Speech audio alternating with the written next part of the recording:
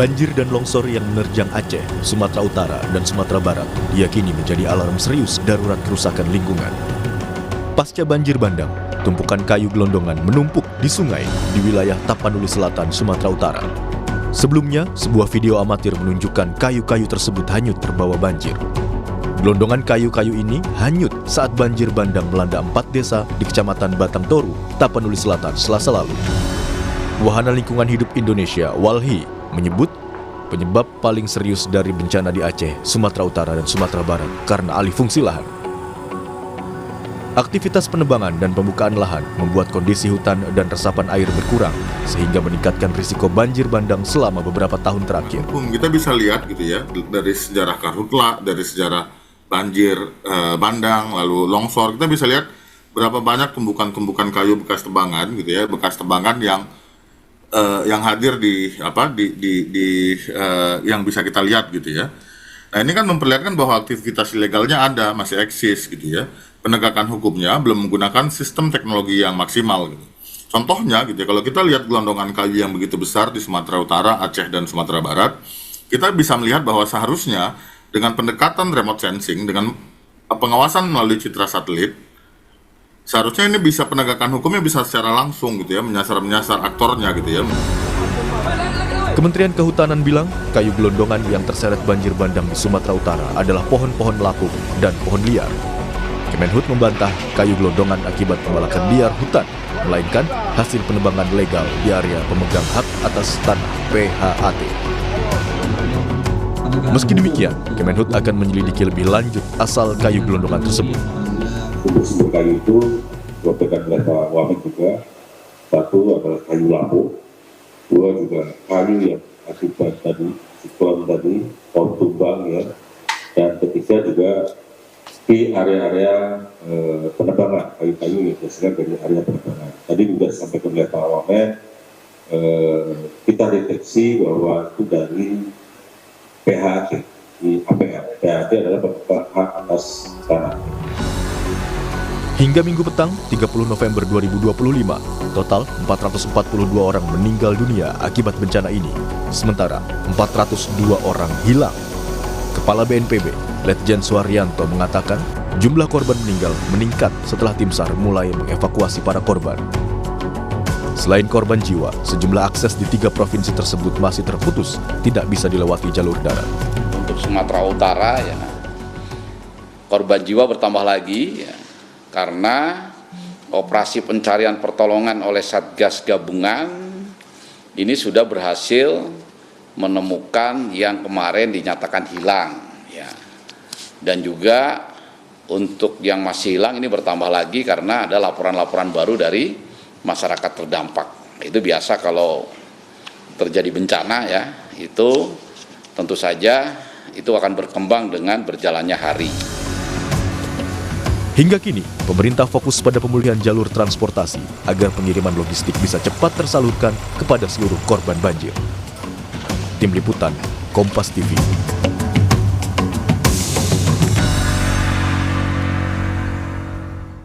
Kerusakan fungsi hutan secara masif dan juga deforestasi diduga menjadi pemicu longsor dan juga banjir bandang di Sumatera, kemudian di Aceh juga, saudara. Bagaimana langkah menyikapinya? Kita akan bahas bersama dengan Ketua Tim Kampanye Hutan Greenpeace, Ari Rompas, yang sudah hadir di studio. Selamat pagi, Mas Ari. Selamat pagi.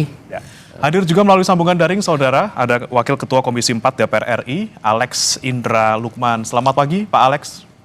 Selamat pagi. Ya, saya akan ke Mas Ari terlebih dahulu. Ini saya yakin Greenpeace juga pasti punya catatan soal penyebab banjir di Sumatera Utara, Barat, dan juga di Aceh. Kalau kita melihat kemarin Mas Ari yang sempat viral, kemudian kayu gelondongan, ini di 3 provinsi bahkan, tidak hanya di Sumatera Utara. Dibilang ini kan kayunya lapuk, kemudian tumbang sendiri seperti itu waktu banjir. Anda melihatnya seperti apa? Apakah ini memang benar-benar ada yang lapuk atau memang ada deforestasi hutan? Jadi kalau melihat banjir yang terjadi saat ini ada 2 hal sebenarnya kita mau menyoroti, bahwa pemicu utamanya ada 2 kan, siklon tropik gitu yang Sanyar yang muncul di wilayah garis khatulistiwa. Ini sebenarnya menandakan bahwa ada masalah dalam perubahan iklim dalam konteks perubahan iklim ya. Karena kemudian siklon tropis itu kan sebenarnya dia tidak jarang sekali muncul di garis khatulistiwa. Nah, ini ada terjadi akumulasi sehingga kemudian munculnya siklon tropik seperti itu, yaitu kemudian membawa badai dan itu kemudian membawa curah hujan yang tinggi. Nah, yang kedua soal tata guna lahan gitu ya.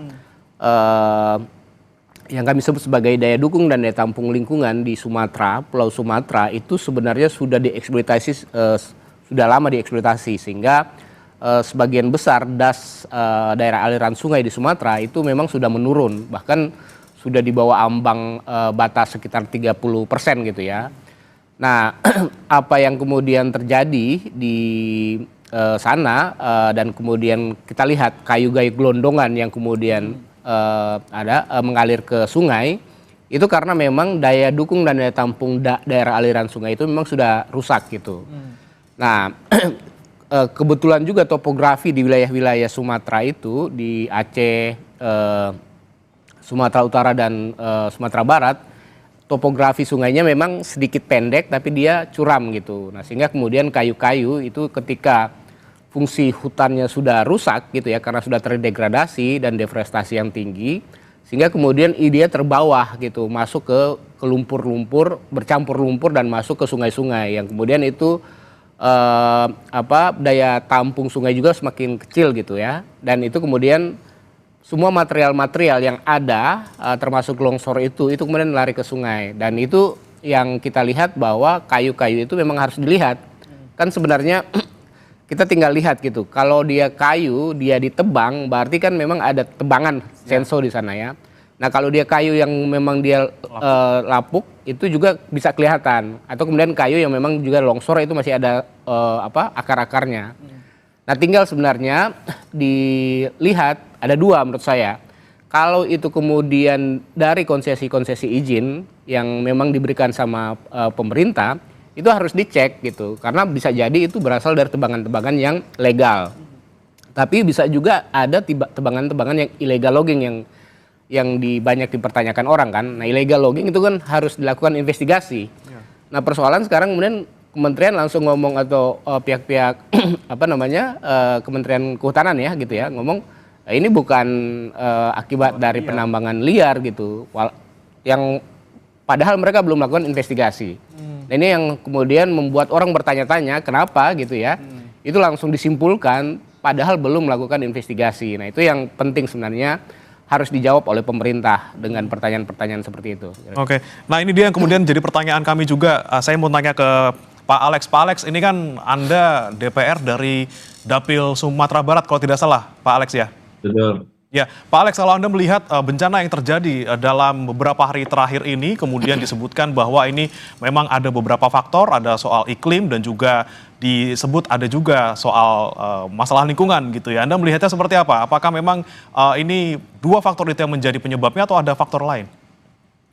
Ya, saya harus mengatakan apa yang disampaikan oleh Mas Ari itu benar ya. Ini memang faktor iklim ekstrim yang pertama kali terjadi ya. Nah, tapi di luar itu juga kita selama ini juga sudah menyoroti soal alih fungsi lahan, di mana kemudian lahan-lahan pertanian, lahan-lahan hijau itu sudah menjadi perumahan ataupun industri, yang kemudian menuntut masyarakat untuk membuka lahan pertanian yaitu di kawasan hutan gitu. Ini kan juga menjadi sebuah hal yang sudah kita biasakan sehingga kemudian terjadi bencana seperti ini. Menurut saya se-ekstrim apapun kemudian ya atau bencana iklim yang terjadi kemarin ini itu mungkin akan menyebabkan banjir ya, itu pasti ya, tapi tidak akan membawa kemudian yang oleh di kampung kami disebut bencana Galodo, yang tidak akan membawa kayu-kayuan dan seperti material yang kita lihat sekarang ini di layar gitu. Nah, ini yang pasti kita usut apa penyebabnya. Oleh karena itu Komisi 4 juga sudah memutuskan pada hari Kamis depan itu akan memanggil Menteri Kehutanan beserta jajaran untuk paparan tentang penyebab dan tentu saja langkah-langkah antisipasi ke depannya seperti apa. Oke, apa yang akan didalami lagi Pak Alex terkait dengan hal ini ke Kementerian Kehutanan di hari Kamis nanti? Ya, yang kita fokus terutama untuk daerah aliran sungai ya. Seperti apa kemudian yang mendapatkan izin Ya, terutama juga kemudian seperti apa yang disampaikan oleh Mas Ari tadi, kita juga menyadari sekali sekarang pemerintah sedang membuat one map policy ya. Ini yang kita akui bahwa antara peta RT RW, peta Kehutanan dan juga peta HGU yang diterbitkan oleh BPN itu apabila kita tumpuk menjadi satu, itu jangankan lahan ya, menurut saya juga sungai dan gunung pun akan pindah tempatnya. Nah, ini yang harus kita sempurnakan dan kita perbaiki ke depannya. Dan segala hal yang terkait ini akan kita ulas nanti pada rapat pada hari Kamis nanti. Baik, baik. Saya kembali ke Mas Ari. Mas Ari, kalau Anda dari Greenpeace sendiri ini kalau tidak salah sudah punya data ya. Kemudian siapa yang diduga menjadi pelaku? Kalau tidak salah beberapa perusahaan yang ada di Sumatera. Seperti apa datanya, Mas? Ya, kita coba sebenarnya kan kalau melihat di Sumatera itu di Aceh, Sumatera Utara dan Sumatera Barat gitu ya. Tapi kita coba fokus misalnya pendekatannya di daerah aliran sungai yang di Batang Toru gitu. Das Batang Toru yang itu yang kemudian memang menjadi pusat terjadinya banjir. Nah, di Das Batang Toru itu sebenarnya luas hutan alam yang tersisa itu sekitar 167.000 hektar gitu. Nah, atau memang dia masih lebih di atas ambang batas ya, karena memang di atas 30%.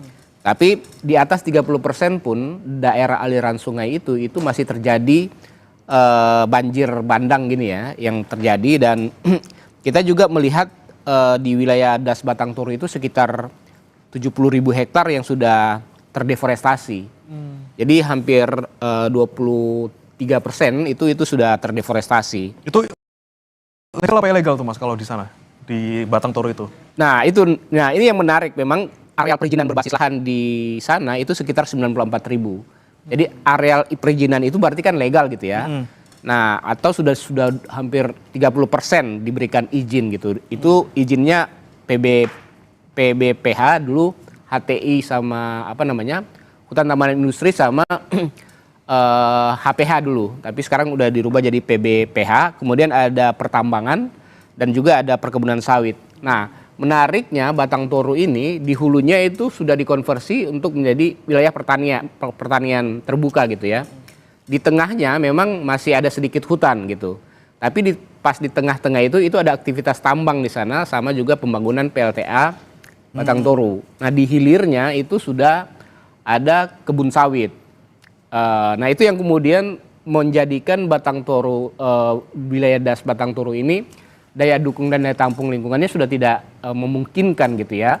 Dan artinya memang karena ada izin di sana itu berarti ada aktivitas legal penambangan dan penebangan yang dilakukan. Nah, di sisi lain memang harus diperiksa lagi kan, yang namanya illegal logging itu kan memang tidak punya izin. Nah, ini yang harus dibuktikan dengan investigasi yang harus dilakukan oleh Kementerian Kehutanan saat ini ya. Berarti dari hulu kemudian di tengah sampai hilir ini semuanya terganggu gitu ya kalau tadi dari paparan Mas Ari tadi. Iya, karena yang paling pasti dalam konteks das hulunya kan, karena hulunya itu catchment area gitu.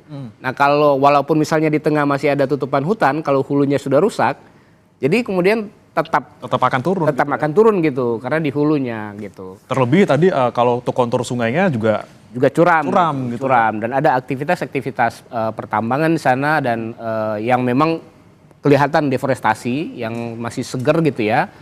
Itu aktivitas pertambangan sama aktivitas walaupun skalanya kecil, PLTA Batang Toru itu juga sudah mengganggu fungsi ekosistem yang ada di sana gitu. Nah, ini dia Pak Alex, saya mau tanya ke Anda juga nanti bagaimana kemudian bisa menanyakan dan mengkonfirmasi kepada pemerintah. Ini yang legal saja, ini berpotensi mengancam dan sudah terbukti gitu ya.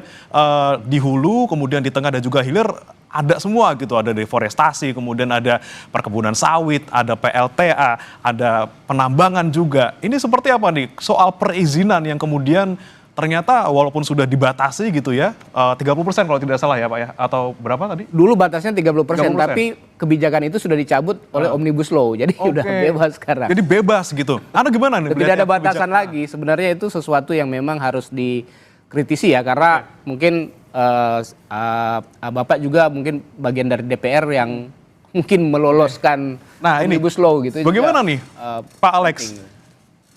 Ya, jadi begini, Pak. Sungai itu memang sumber kehidupan ya. Hanya kita juga harus kemudian sekarang penuh dengan komitmen penuh ya, bahwa daerah hulu itu tidak boleh diapa-apakan. Dalam arti kata memang harus dijaga hutannya. Apapun alasannya kemudian tidak boleh ada izin di daerah hulu gitu loh. Kalau kemudian di daerah aliran sungai dengan kita melakukan normalisasi, saya rasa kita akan bisa mengurangi dampak bencana ini. Pada Hari Guru, Pak Presiden sendiri sudah menyatakan tentang untuk menjaga hutan ya, tidak boleh menebang pohon, tidak membiarkan lagi pembalakan liar gitu. Dan juga kita sudah melihat pernyataan dari Pak Menteri Kehutanan yang akan mengevaluasi kebijakan tentang hutan. Jadi kita harapkan nanti beliau bisa paparan seperti apa evaluasi dan seperti apa langkah ke depannya. Tapi menurut saya bahwa kita juga harus satu kata lah soal ini, bahwa tidak ada lagi istilah hutan yang berbeda-beda untuk terkait di hulu sungai, gitu. Hanya ada satu kata bahwa hutan di hulu sungai itu tidak boleh kemudian dengan alasan apapun diubah fungsinya. Oke, kemudian Pak Alex, kalau kita melihat selama ini gitu ya pengawasan dari DPR sendiri, khususnya komisi Anda dan juga Anda di Dapil Sumatera Barat, seperti apa sebenarnya selama ini yang terjadi ataupun yang menjadi temuan dari Pak Alex sendiri di Komisi 4? Ya, itu yang tadi seperti yang saya sampaikan ya, bahwa kita berpacu dengan pertumbuhan ekonomi, bahwa masyarakat juga kemudian konsentrasi dan membuka lahan pertanian. Saya rasa ini kita juga harus menjadi kebijakan nasional bahwa hunian itu sudah harus hunian bertingkat ya, yang vertikal, tidak lagi kemudian bisa membuka lahan seluas-luasnya untuk perumahan. Ini harus menjadi konsensus nasional lah. Untuk ini bencana ini menjadi peringatan buat kita bahwa kita punya masalah yang sangat besar di depan mata. Bencana ini akan terjadi, akan terus berulang apabila kita tidak mengantisipasinya. Dalam pengawasan kami, memang terjadi hal-hal yang seperti ini. Makanya kemudian DPR RI itu juga membentuk pansus ya. Konflik agraria itu sebenarnya ingin juga mendalami terkait tentang lahan-lahan yang berkonflik, terutama lahan hutan. Seperti yang selama ini kita ketahui, ada penetapan-penetapan kawasan hutan yang bersentuhan banyak dengan pemukiman dan terutama dengan perusahaan-perusahaan. Oke, pansus ini mulai bekerja kapan nih Pak? Apakah setelah bertemu dengan Kementerian Kehutanan di hari Kamis nanti? Pansus ini sudah ditetapkan di paripurna, saya rasa akan segera efektif ya bekerja dan menetapkan agenda-agenda ke depannya untuk memanggil yang kaitannya dengan lahan dan sebagainya. Oke, baik. Kemudian saya ke Mas Ari lagi. Tadi kan kita bicara soal di Sumatera Utara gitu ya, di Batang Toru gitu. Kalau misalnya kita bicara soal Sumatera Barat ataupun Aceh, seperti apa sebenarnya temuan dari Greenpeace? Ya sebenarnya hampir sama ya, karena dia Pulau Sumatera ini itu sudah dari awal dieksploitasi gitu, deforestasinya. Jadi tinggal tersisa sebenarnya di Bukit Barisan. Nah sisa-sisa di Bukit Barisan itu sekitar 10 sampai 14 juta itu yang masih tersisa sebagai hutan alam gitu ya. Hutan alam memang fungsinya memang kategorinya dia masih tutupan hutan yang bagus. Tapi di sisi-sisi pinggir-pinggirnya itu sudah terkonversi semua. Jadi sudah terdegradasi, terdeforestasi, kemudian sudah beralih fungsi. Tadi menjadi pertanian, perkebunan, pertambangan. Nah, untuk di di Sumatera Barat, kita mencoba melihat data, kita coba menganalisis das Ulakan Tapakis gitu ya. Itu hampir sama juga. Jadi das Ulakan Tapakis ini juga sudah hampir ambang batasnya itu sekitar 30% gitu ya, dasnya. Jadi memang daya dukung dan daya tampungnya itu memang sudah bermasalah gitu. Jadi walaupun curah hujannya gitu ya tidak terlalu besar, itu akan berpengaruh. Nah, apalagi dengan curah hujan yang besar gitu ya, akibat dari siklon tropik yang kemudian ini akan berpotensi terjadi terus berulang gitu ya, karena ini sudah sesuatu yang langka tapi sudah terjadi. Artinya ini kemungkinan akan terus terjadi ke depan dan akan prediksinya akan terjadi lagi. Nah, kalau melihat di wilayah-wilayah itu termasuk yang di di Sumatera Barat gitu, yang kemudian juga tebangan-tebangannya itu sampai ke laut sekarang kan gitu ya. Nah itu juga memang berarti kan ada aktivitas pertambangan di sana, aktivitas penambangan di sana, penebangan hutan yang ada di wilayah-wilayah hulu Das Ulakan Tapakis ini gitu. Ulakan Tapakis ya. Ya. Oke, itu di Sumatera Barat ya Mas Ari? Sumatera Barat, ya. Kalau di Aceh sendiri ada catatan nggak Greenpeace? Aceh sama juga sebenarnya kan, kalau Aceh karena dia agak tersebar ya. Aceh itu agak tersebar, tapi kalau dilihat di Bukit Barisan dan beberapa wilayah itu juga konversinya sawit, ada sawit di sana, ada di wilayah hulunya masih ada tambang, ada ada HPH logging ya. Itu sama, jadi komoditasnya sama. Itu dulunya HPH, kemudian jadi HTI, sawit, dan sekarang ada tambang. Jadi komoditas-komoditas yang berbasis lahan itu, yang ekstraktif itu yang kemudian mengkonversi hutan-hutan gitu ya, yang di hulu gitu sampai ke hilir, sehingga memang daya dukung dan daya tampung lingkungannya menjadi terganggu gitu. Oke, ini lagi-lagi soal ada pembalakan liar, penambangan, sawit juga di sana ada gitu ya. Kemudian Pak Alex, yang kami soroti juga ini kan pernyataan dari Kementerian Kehutanan yang bilang bahwa kemarin belum apa-apa nih, belum investigasi, udah bilang ini tuh bukan soal pembalakan liar tapi soal pohon yang sudah lapuk kemudian terbawa banjir. Nah, catatan Anda mungkin untuk Kementerian Kehutanan juga nanti yang bisa Anda cecar juga nanti di hari Kamis seperti apa, Pak Alex? Ya, saya rasa kita merujuk kepada pernyataan terakhir dari Pak Menteri Kehutanan ya, yang sudah menyatakan akan melakukan evaluasi dan akan merumuskan kebijakan yang baru terkait kehutanan kita.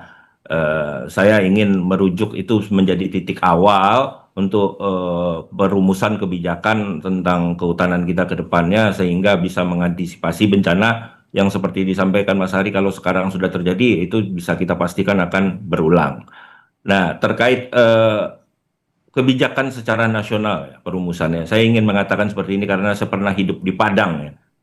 Saya pernah merasakan gempa yang berulang kali di Padang, sehingga kemudian masyarakat itu karena takut dengan tsunami, akhirnya lari ke daerah yang lebih tinggi. Nah, kalau kita bicara daerah yang lebih tinggi kan berarti bicara di kaki bukit gitu loh, di kaki gunung. Bahwa Sumatera Barat ini merupakan bagian dari Bukit Barisan. Nah, akibat kemudian pembukaan lahan untuk perumahan di daerah kaki bukit, ini juga akan menyebabkan terjadinya banjir yang seperti ini gitu loh.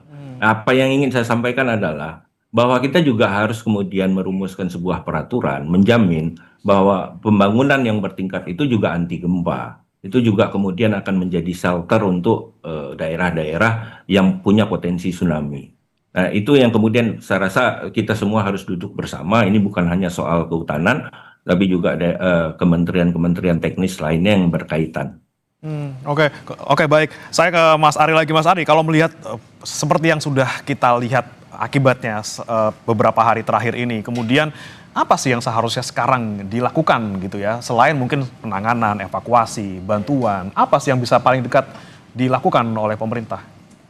Jadi sebenarnya soal bencana ini kan selalu ditanggapi responnya reaktif gitu ya. Ketika ada bencana baru dilakukan.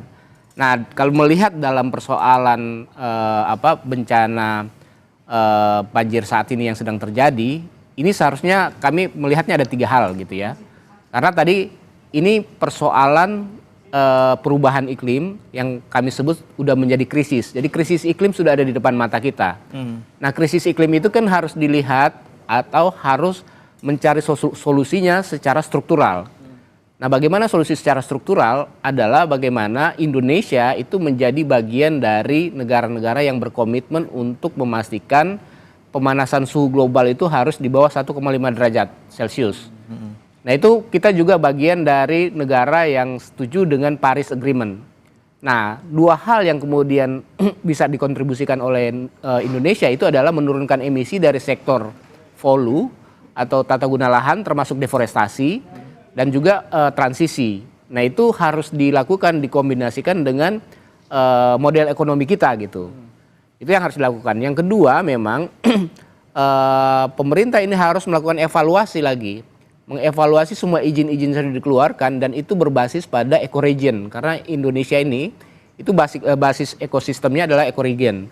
Nah, ekoregion itu harus dilihat juga ke level lebih kecil soal daya dukung daya tampung daerah aliran sungai. Nah, batas 30% itu harus dipastikan dikembalikan lagi. Nah, itu harus dilakukan evaluasi dan dipulihkan wilayah-wilayah yang sudah kritis gitu. Wilayah-wilayah yang kritis memang harus dipulihkan. Nah, itu yang harus dilakukan. Nah, yang ketiga ini yang paling penting adalah sebenarnya kita meminta negara ini menetapkan wilayah bencana ini sebagai bencana nasional gitu. Karena persoalan hari ini yang sedang terjadi di sana dan kita lihat misalnya beberapa di Sibolga gitu ya, masyarakat udah kehilangan, udah kehabisan bahan pangan gitu ya. Nah, itu harus terus direspon. Kemudian data-data yang ada sudah 400 yang meninggal ya, bahkan yang hilang juga masih ada. Nah, itu butuh respon yang cepat untuk menemukan mereka gitu kan, dan memulihkan wilayah-wilayah dan rumah-rumah mereka yang rusak. Ini butuh resource yang besar karena saya pikir pemerintah daerah itu masih gagap dalam melakukan itu, sehingga kemudian dengan ditetapkannya ini menjadi bencana nasional, distribusi dan penanganan ini bisa cepat. Nah, ini yang saya bilang harus integrasi. Jadi nggak bisa kemudian hanya dibilang respon cepat yang harus dilakukan ya. Respon yang cepat yang harus dilakukan sebenarnya menetapkan ini menjadi bencana nasional sehingga kemudian ini bisa resource-nya bisa diperkuat dan gitu. Baik, terakhir saya ke Pak Alex. Pak Alex, lagi-lagi ini desakan untuk menetapkan bencana nasional ini kemudian mengemuka dari berbagai pihak gitu ya, melihat dampak yang luar biasa, kemudian korban yang juga luar biasa. Bahkan pemerintah daerah juga banyak yang sudah give up gitu ya untuk menangani ini semua. Perlukah kemudian segera mungkin untuk kita tetapkan bencana nasional, dan apa yang paling dekat harus dilakukan pemerintah dalam bencana ini, Pak? Ya, saya tidak ingin mengomentari ya, tidak ingin memberikan pernyataan tentang kesiapan pemerintah daerah di provinsi lain. Tapi kemarin saya mendampingi Ibu Ketua Komisi 4, Ibu Titik Soeharto ke Sumatera Barat. Kami melihat bahwa pemerintah daerah masih bisa menjalankan fungsinya dengan baik. Ya. Salah satu kriteria dari status bencana ini adalah soal kesiapan pemerintah daerah. Nah, kalau untuk Sumatera Barat sendiri, pemerintah daerah bisa menjalankan fungsi dengan baik. Yang dibutuhkan di dalam masa tanggap darurat ini adalah gotong royong kita bersama. Pendataan yang baik dari pemerintah daerah sehingga kemudian bantuan dari pemerintah pusat bisa fokus untuk segera menangani dampak dari bencana ini. Nah, kalau daerah lain ya memang kalau pemerintah daerahnya sudah tidak sanggup, ya memang harusnya terjadi peningkatan status bencana menjadi status bencana nasional ya, itu kalau menurut saya. Kalau sekarang belum perlu, Pak Alex? Ya, itu yang tadi saya sampaikan, saya tidak ingin mengomentari kesiapan pemerintah daerah yang lain, tapi Sumatera Barat menurut saya dari apa yang kami kunjungi kemarin, dari dialog dengan pemerintah daerah, dengan gubernur, wakil gubernur, dengan Pak Pangdam, dengan Bapak Kapolda, untuk itu status bencana memang tidak perlu nasional karena pemerintah daerah sedang mendata dan ada respon yang cepat dari pemerintah pusat untuk memberikan bantuan terhadap aspirasi dari pemerintah daerah. Oke, baik, kita nantikan tentunya bagaimana kemudian langkah-langkah pemerintah yang paling dekat, tentunya untuk jangka pendek, bagaimana koordinasi untuk bisa memberikan bantuan dan juga pemulihan secara sementara, namun juga untuk kedepannya yang lebih jangka panjang, pemulihan secara menyeluruh dan juga lagi-lagi terkait dengan regulasi, izin dan juga pemulihan wilayah kritis, ini juga kita nantikan dari pemerintah. Terima kasih Pak Alex Indra Lukman, Wakil Ketua Komisi 4 DPR RI, dan juga Mas Ari Rompas, Ketua Tim Kampanye Hutan Greenpeace, sudah bergabung bersama kami di Sapa Indonesia Pagi. Selamat pagi, Bapak-Bapak. Selamat pagi. Saudara, Sapa Indonesia Pagi masih akan kembali dengan informasi berikutnya. Pencarian korban banjir di daerah terisolasi di Sumatera masih terus dilakukan. Di Sumatera Barat, korban luka akibat banjir bandang